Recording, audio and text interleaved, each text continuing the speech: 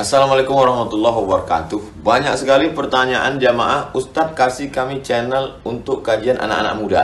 Di antara anak muda berasal dari Aceh, luar biasa, channelnya Maulizul Akbar Nak. Tonton, subscribe, like, share, komen. Assalamualaikum warahmatullahi wabarakatuh.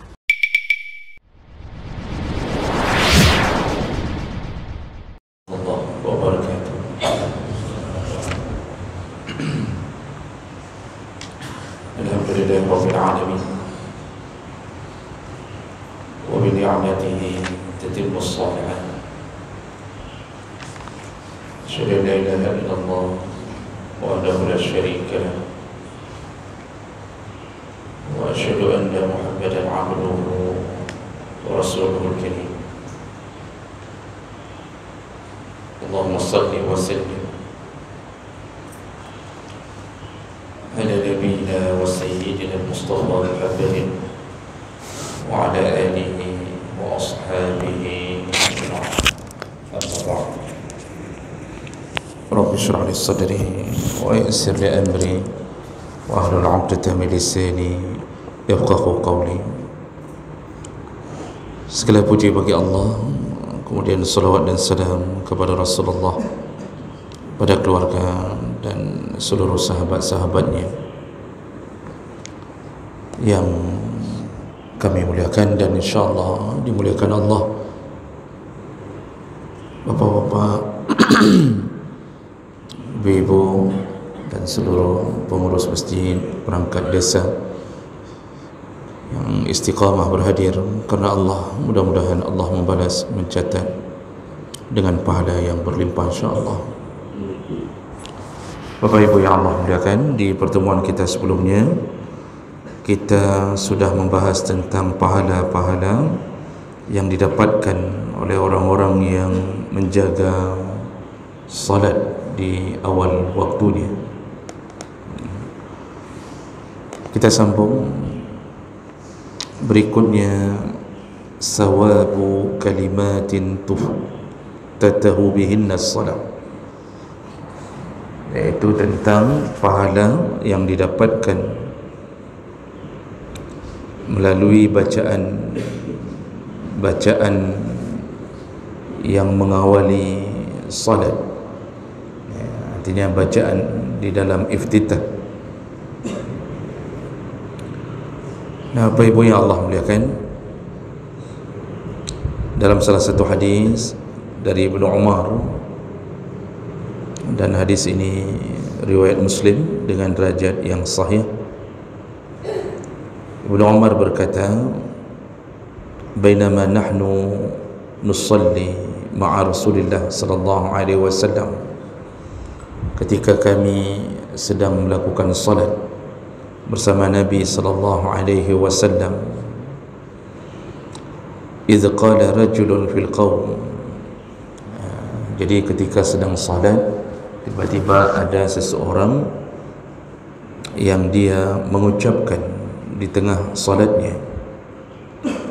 Apa ucapannya? Yaitu Allahu Akbar kabira, Allah yang besar, yang maha besar dan besar, walhamdulillahi katsira, dan segala puji bagi Allah yang banyak, wa subhanallah bukratan wa asila, dan maha suci Allah baik di pagi hari ataupun di petang hari. Ini kalimat yang dibaca oleh seseorang yang berada di belakang Nabi, sedang menjadi makmum Nabi sallallahu alaihi wasallam. Faqala Rasulullah sallallahu alaihi wasallam, setelah selesai salat, lalu Rasulullah bertanya, manil qail kalimatan kaza wa kaza. Jadi Rasulullah nanya, tadi siapa yang mengucapkan kalimat Allahu Akbar kabira, alhamdulillahi katsira, subhanallah bukratan wa asila? Siapa tadi yang mengucapkan itu? Wa qala rajulun minal qaum, maka orang yang membaca itu berkata, ana ya Rasulullah, aku ya Rasulullah. Qal, lalu Rasulullah mengatakan kepada orang itu, ajibtu laha, sungguh menakjubkan doa yang engkau baca. Futihat laha abwabus sama, sungguh doa itu membuat langit terbuka. Ini membuat terbukanya pintu-pintu langit dengan doa tadi. Qala Ibnu Umar, lalu Ibnu Umar berkata, ini perawi hadisnya yang ikut bersama Nabi di saat itu, berkata, fama taraktuhunna munzu sami'tu Rasulullah sallallahu alaihi wasallam yaqulu zalik, semenjak aku dengarkan Rasulullah mengatakan bahawa kalimat tadi bisa membuka pintu langit, maka tidak pernah kutinggalkan semenjak saat itu.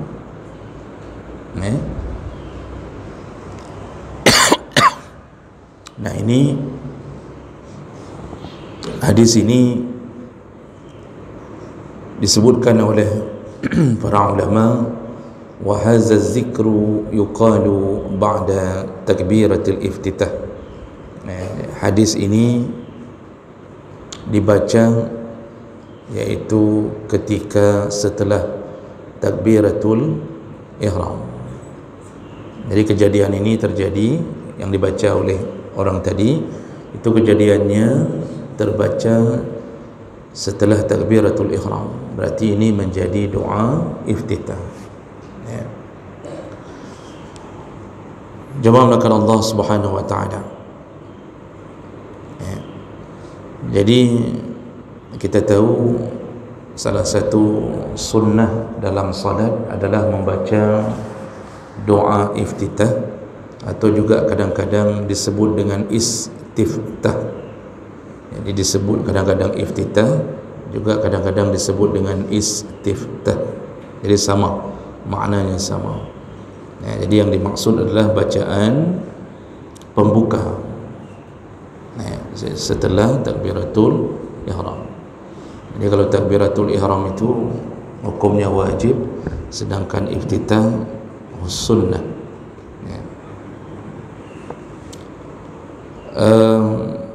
Namun yang perlu kita fahami, ini saya juga membawa kitab fikih Islami wa adillatuh. Jadi doa iftitah itu menurut jumhur ulama hukumnya sunnah. Namun menurut mazhab Malik, yukrahu du'aul istiftah, makruh hukumnya membaca doa iftitah. Jadi mazhab Malik berbeda. Ini yang mungkin orang banyak tidak tahu. Jadi kalau dalam pelajaran fikih ini, berbeda itu suatu hal yang biasa dan hampir-hampir mustahil tidak ditemukan perbedaan. Kalau kita belajar usul fiqh atau tarikh tasyri', maka akan dijelaskan bahawa perbedaan itu terjadi bukan karena hawa nafsu, tapi perbedaan terjadi karena ilmu. Salah satunya adalah kadang-kadang berbeda memahami maksud dari ayat. Kadang-kadang terjadi karena para ulama mujtahid ini berbeda-beda melihat derajat hadis. Jadi di satu sisi, di sisi mazhab ini hadisnya sahih, ternyata di mazhab lain hadisnya tidak sahih. Begitu kadang-kadang terjadi perbedaan. Dan ini banyak sekali. Atau kadang-kadang di sisi satu mazhab, satu mujtahid sampai hadis kepadanya, tapi kadang-kadang tidak sampai pada mujtahid yang lain. Nah, jadi mereka ini berbeda berdasarkan dalil, bukan galak-galak arog. Jadi imam-imam mazhab itu banyak.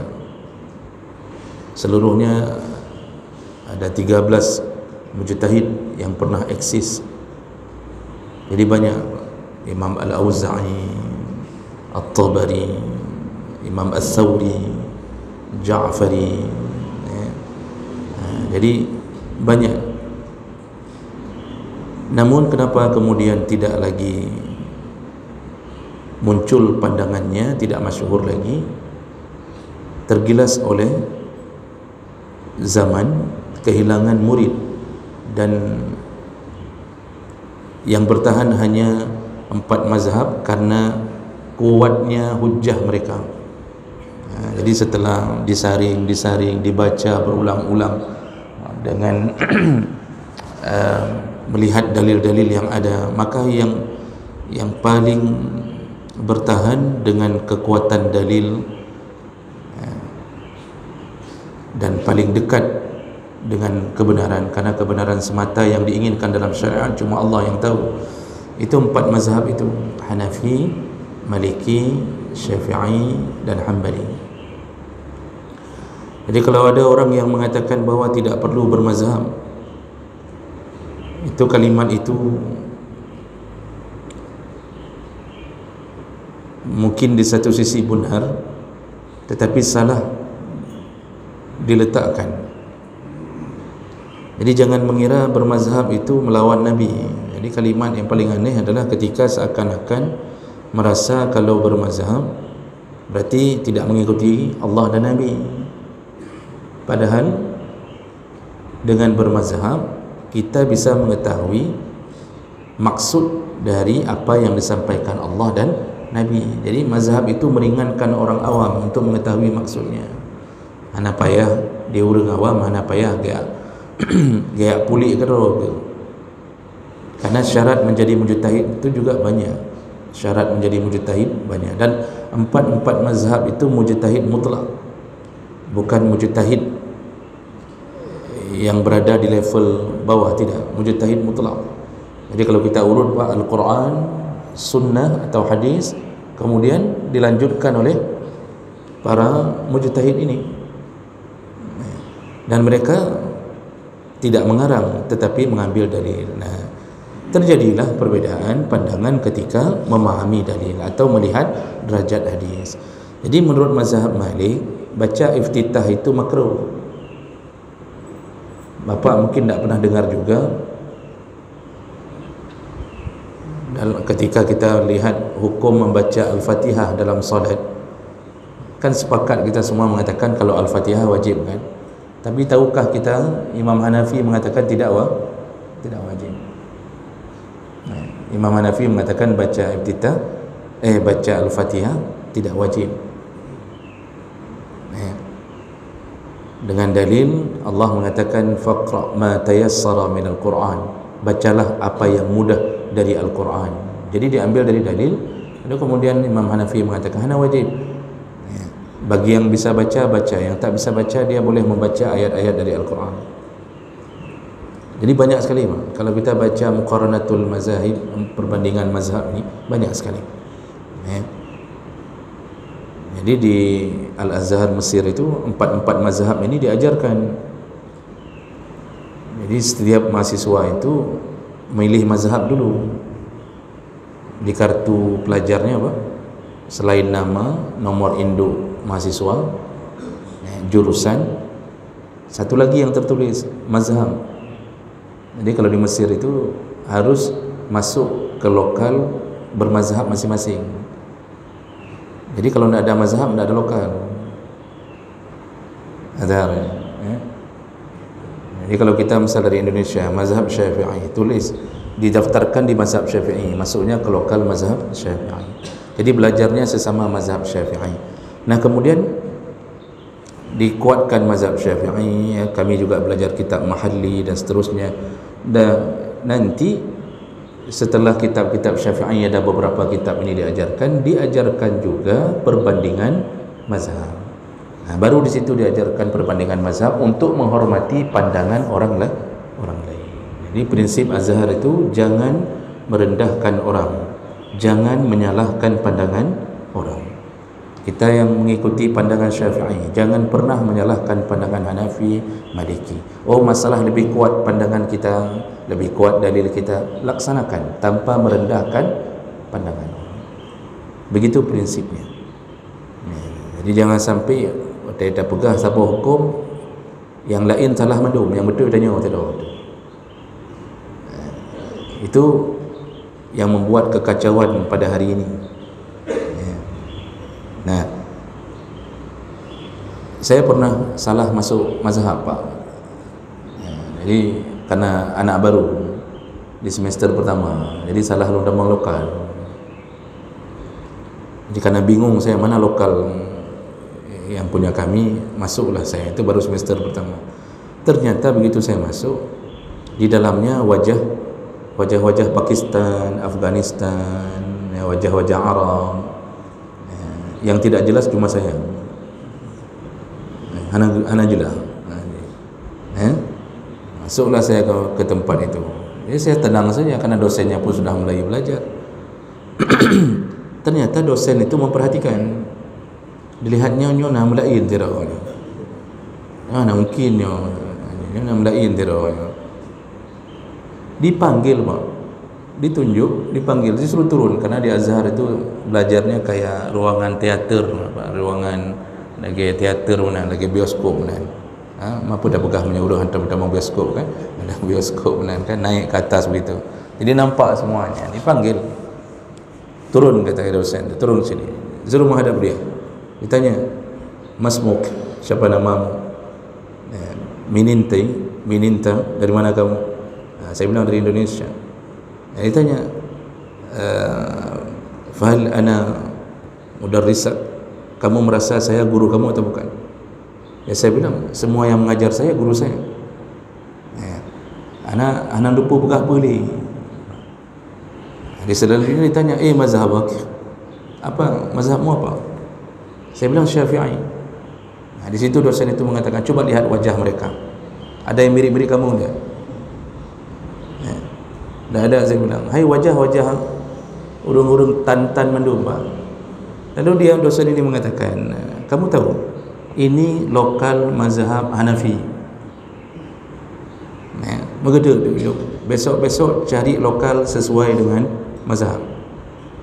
Dimarahi saya. Cuma dimarahi sama orang Arab kan, kadang-kadang kita tidak terlalu sakit hati karena kalimatnya pun ada yang waktu marah itu ada yang kena cepat ngomong, kadang-kadang ada yang tidak kita tahu juga. Apalagi baru semester pertama. Kan? Jadi setelah dimarahi itu sekitar 5 menit baru duduk balik. Duduk lagi. Tak suruh keluar, disuruh duduk lagi. Lalu beliau mengajar lagi. Sekitar 15 menit mengajar, beliau mengatakan apa ke semua murid-murid yang lain, mahasiswa yang lain. Apa dia bilang? Coba lihat, kalian semuanya coba lihat. Itu si fulan itu dari Indonesia. Ditunjuk ke saya. Dia bermazhab Syafi'i. Coba lihat bagaimana dia menuntut ilmu. Dia tetap masuk ke sini demi mempelajari mazhab Hanafi. Padahal elok tak ada mau. Tapi begitu mulianya guru di sana, Pak. Jadi dimarahi hanya di depan dia. Tapi begitu di depan orang banyak, dia mengatakan, lihat bagaimana dia bagusnya menuntut ilmu. Dia tak peduli mazhab apa, dia tetap belajar mazhab Hanafi. Ini pelajaran bagi kalian semuanya.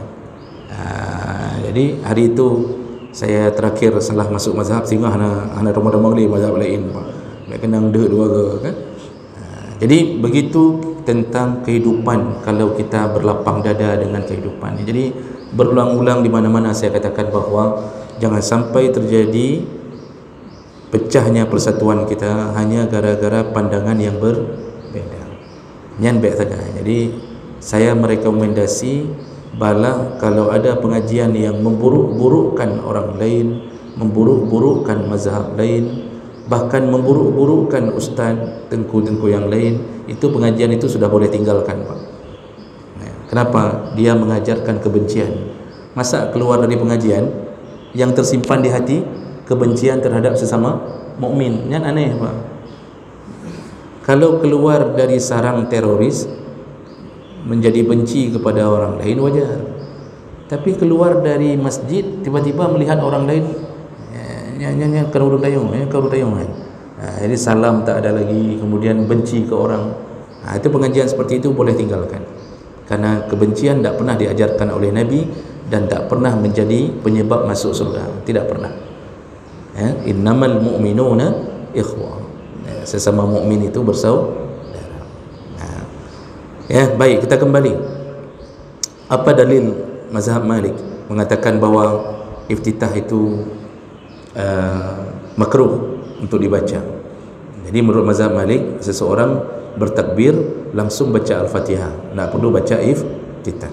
Dan itu didasarkan pada hadis, beliau berpegang pada hadis riwayat Anas bin Malik radhiyallahu anhu, hadis riwayat Bukhari Muslim.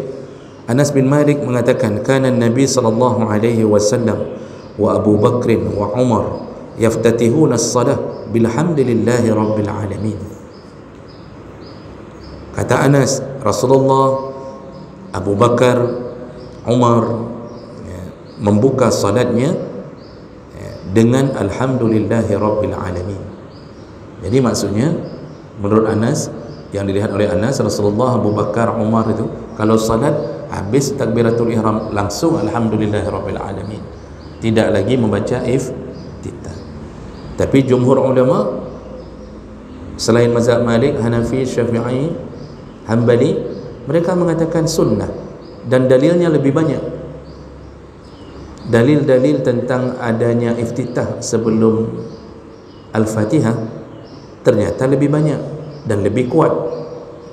Ini banyak dalilnya Pak, tidak mungkin kita bacakan satu persatu. Salah satunya hadis dari Aisyah radhiyallahu anha. Hadis riwayat Abu Daud, juga diriwayatkan oleh Anas bin Malik dalam waktu yang berbeda.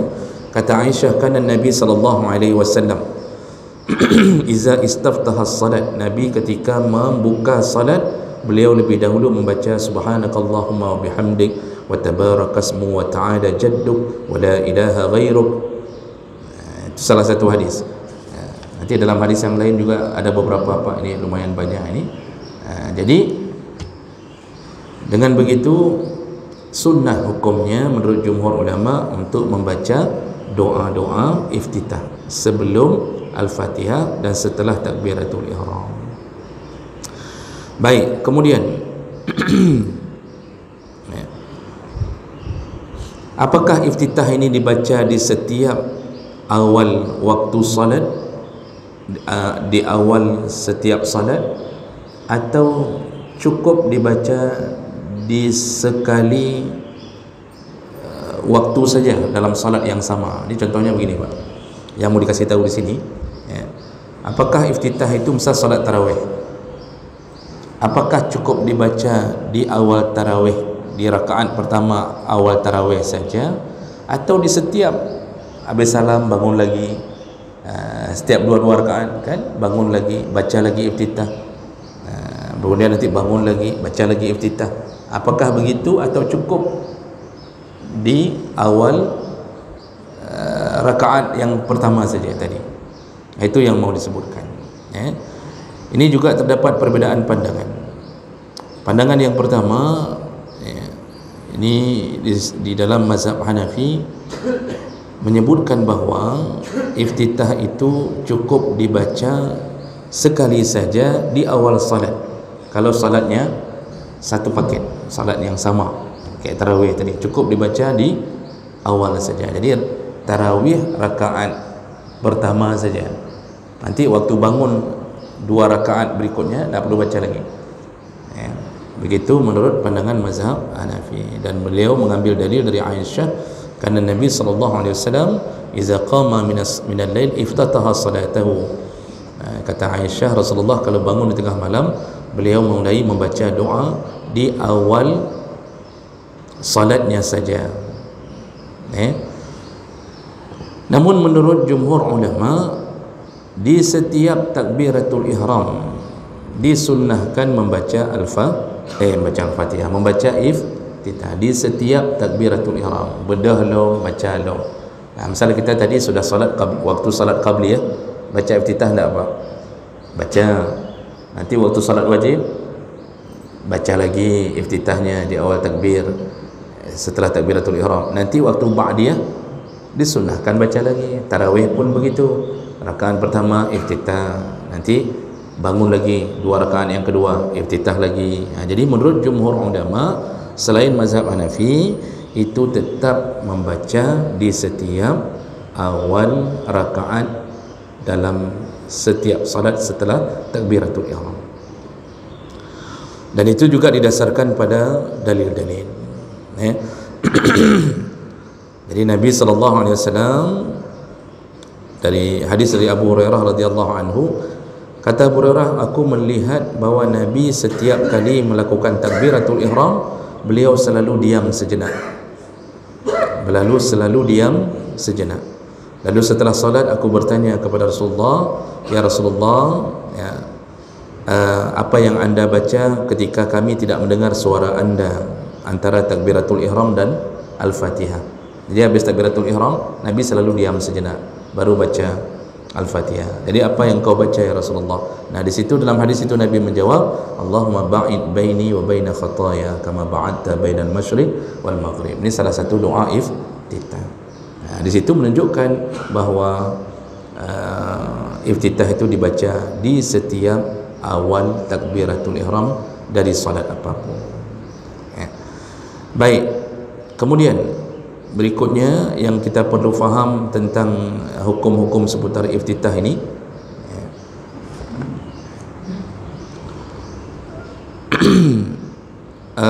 bagaimana seandainya iftitah itu berhubungan dengan orang yang masbuk,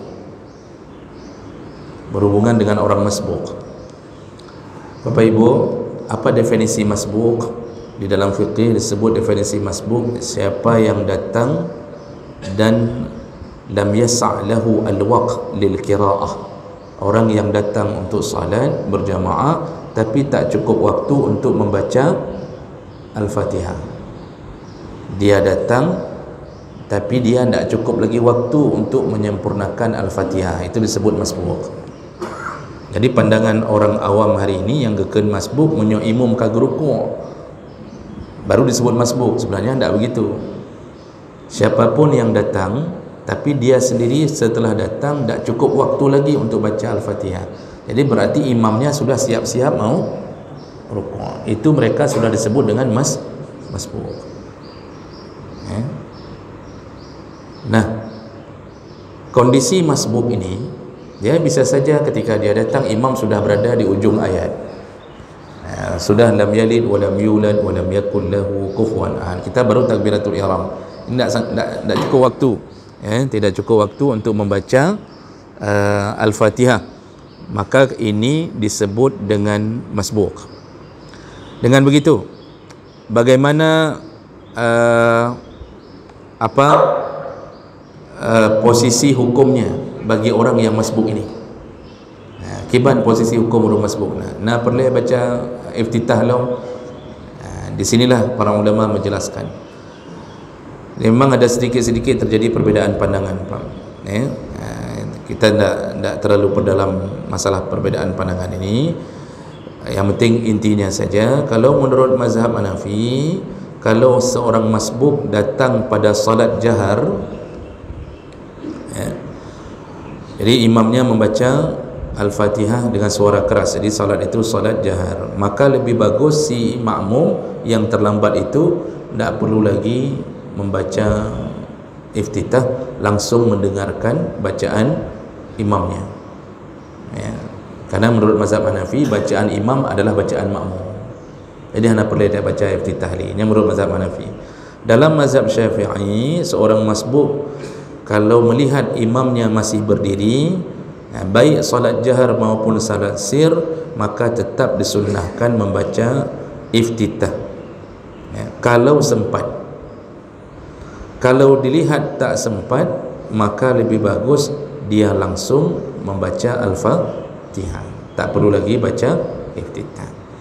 Kalau betul-betul tak sempat, ketika dia datang si imam malah bersiap-siap untuk rukuk, maka iftitah dan al-Fatihah pun hendaknya ditinggalkan, segera rukuk bersama imam. Ya Bapak Ibu, tanya terus baca iftitah tak mungkin. Kita baca al-Fatihah pun imam mau takbir rukuk, maka apa yang kita lakukan? Segera takbiratul ihram, lalu takbir sekali lagi untuk rukuk. Jadi jangan sampai tak takbiratul ihram. Karena ada yang datang Pak langsung bertakbir rukuk, pas imam rukuk dia langsung Allahu Akbar rukuk, padahal seharusnya dia membuka solat dulu dengan takbiratul ihram. Jadi Allahu Akbar, lalu Allahu Akbar untuk rukuk. Nah, tinggalkan Al-Fatihah, tidak perlu baca. Jadi bagaimana sahkah salat? Sah karena Al-Fatihah kita ditanggung oleh imam.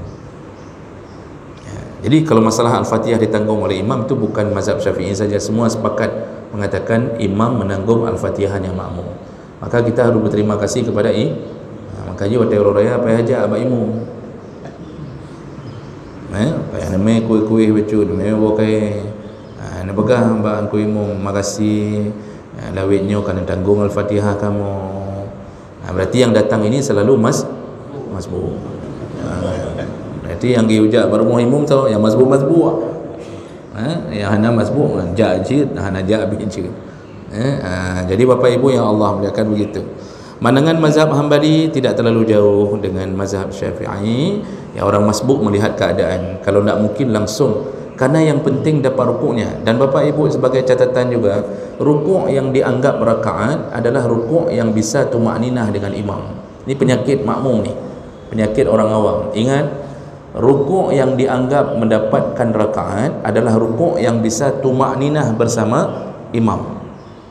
Jadi kalau imam Allahu Akbar rukuk, si makmum di belakang Allahu Akbar, baru dia Allahu Akbar imamnya naik, jadi tidak sempat bersama, tidak sempat. Yang disebut tumakninah adalah sekurang-kurangnya membaca satu zikir dalam rukuk masih bersama imam. Jadi sempat membaca subhana rabbiyal azim wa bihamdih masih bersama imam. Tapi kalau begitu kita rukuk Allahu Akbar, imamnya malah naik, sami Allah, ini tidak sempat tumakninah, itu jangan hitung rakaat. Jadi baiknya perakaat-rakaat. Kalau kita memaksa diri, alah tanggap je rakaat, berarti salat zuhur kita cuma 3 rakaat, salat maghrib kita cuma 2 rakaat. Ini ada ni penyakit ni Pak. Jadi mungkin karena tak tahu atau bisa saja karena malas, mengira asal kamu rempuk rukuk kamu rempuk. Oh belum, yang disebut rukuk yang dapat adalah rukuk yang tumakninah bersama imam. Dan okey, sedikit lagi. Kemudian membaca iftitah itu baru disunnahkan jika memenuhi 5 syarat. Ini disebutkan juga di sini, juga disebutkan hana mengingli karena sama. Ini disebutkan yang pertama, ayakuna fi ghairi salatil janazah. Jadi baru disunatkan iftitah itu kalau terpenuhi 5 syarat. Yang pertama, tidak dilakukan pada salat jenazah, bukan salat jenazah. Berarti kalau salat jenazah tidak disunahkan baca mana baca iftitah pada sembahyang jenazah Pak? Hana teh kadang-kadang yang kekabu dengan iftitah, hana salat jenazah itu tidak, salat jenazah tidak ada iftitahnya. Yang kedua yaitu ada yakhafu futa waqtil ada, iaitu tidak khawatir hilangnya waktu untuk salat tunai. Maksudnya jangan sampai gara-gara iftitah kita kehilangan rakaat. Makanya tadi disuruh tinggalkan iftitah. Nah, kemudian yang ketiga, alla yakhaful ma'mum futa ba'd al-Fatihah. Selama makmum tidak khawatir kehilangan al-Fatihahnya, maka masih sunnah. Tapi kalau khawatir, tinggalkan. Lebih utama langsung ke al-Fatihah.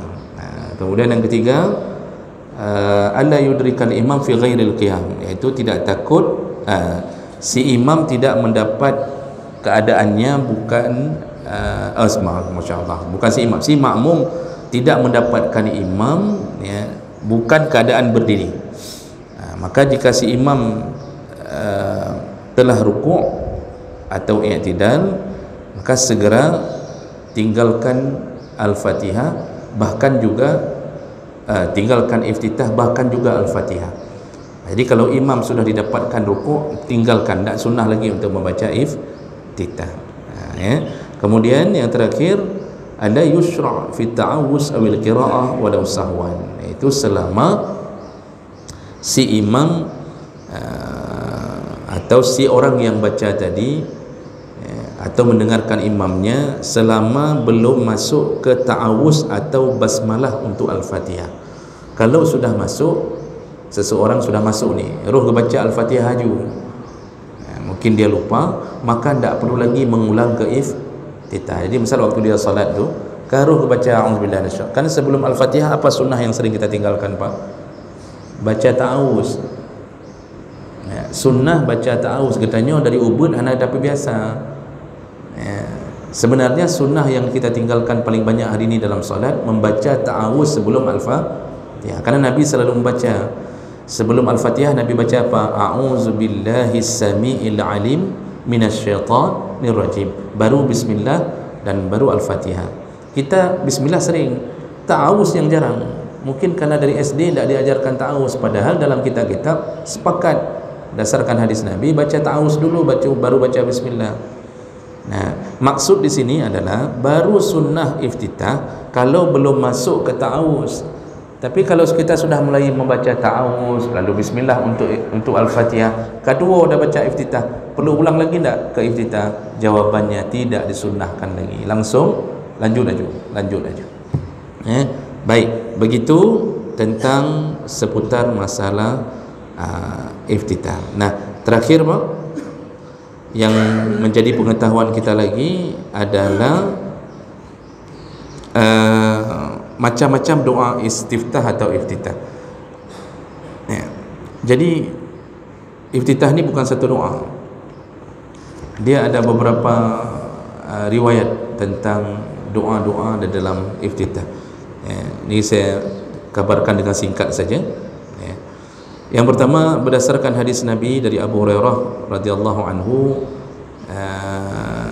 yang tadi kita sebutkan bahwa Abu Hurairah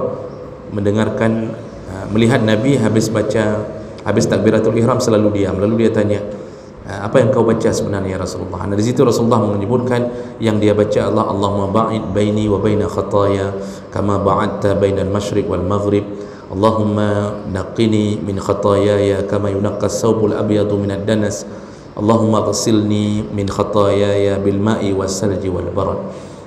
Ini hadis pertama riwayat Bukhari Muslim. Ini doa iftitah dalam riwayat Abu Hurairah.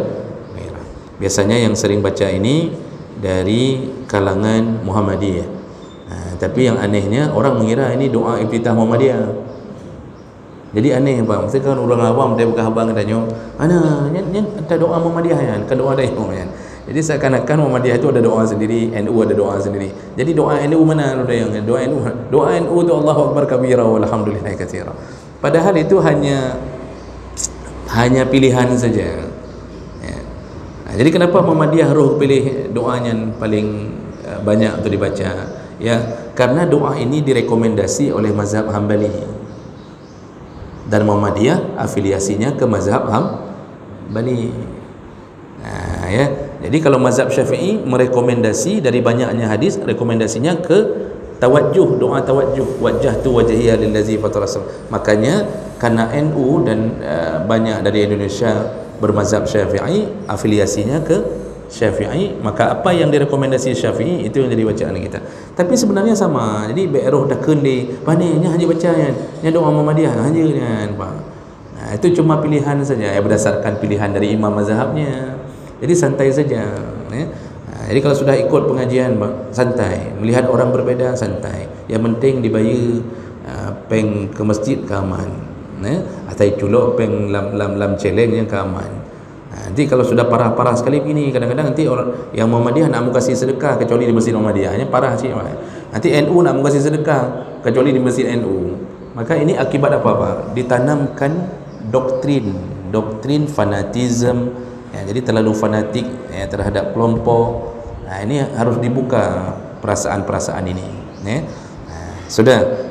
Kemudian nanti hadis yang tadi di awal kita bacakan dari kitab ini, yaitu Allahu akbaru kabira. Bacanya apa? Bukan Allahu akbar kabira, Allahu akbaru kabira walhamdulillahi katsira subhanallah bukratan wa asila. Jadi baca lengkap Allahu akbaru kabira. Itu hadis yang tadi disebutkan riwayat Muslim. Nabi mengatakan terbuka pintu langit. Dahsyat doa itu, dan doa itu Pak bukan Nabi yang karang, tapi makmumnya, cuma disetujui oleh Nabi. Nah, Kemudian nanti ada hadis lain yang doa tawajjuh. Doa tawajjuh ni yang sering kita baca, wajjahtu wajhiya lillazi fataras. Ini hadis dari Ali bin Abi Thalib, juga dengan derajat yang sahih, ya, hadis riwayat Muslim. Jadi ini tidak saya baca semua, banyak. Nanti ada doa-doa yang lain, hampir semuanya ada 12 doa untuk Al-Fatihah, untuk iftitah. Menurut mazhab menurut Imam Nawawi disunnahkan menggabungkan. Makanya yang kita baca dalam kitab Al-Azkar itu, Imam Nawawi mengatakan sunnah kalau kita solat sendiri menggabungkan bacaan-bacaan itu. Jadi kalau bisa kita baca beberapa doa yang ada dalam hadis, silahkan, kata Imam Nawawi, itu lebih utama. Kita baca Allahu Akbar kabira, kemudian wajjahtu, itu kan hadis yang berbeda. Itu yang wa asila itu satu hadis, yang wajjahtu lain hadis. Yang selama ini kan kita menggabungkan memang. Jadi kita baca Allahu Akbaru kabira, lalu kita juga baca wajjahtu. Jadi dua hadis yang kita baca. Kita bisa hafal Allahumma ba'id, baca lagi Allahumma ba'id, boleh. Itu sunnahnya begitu. Jadi Imam Nawawi mengatakan seperti itu karena memang tidak ada larangan untuk menggabungkan. Itu semua kan Nabi ingin mengatakan waktu salat ini dia baca ini, waktu salat ini dia baca ini, supaya orang tahu semuanya boleh dipakai. Jadi ini yang perlu kita fahami tentang doa iftitah. Jadi waktu kita dengar bacaan melain bacuk babah gob baik bagah tan, jangan terlalu cepat kita memvonis seakan-akan yang sesat. Mungkin kita tak tahu ada bacaan lain selain yang kita baca.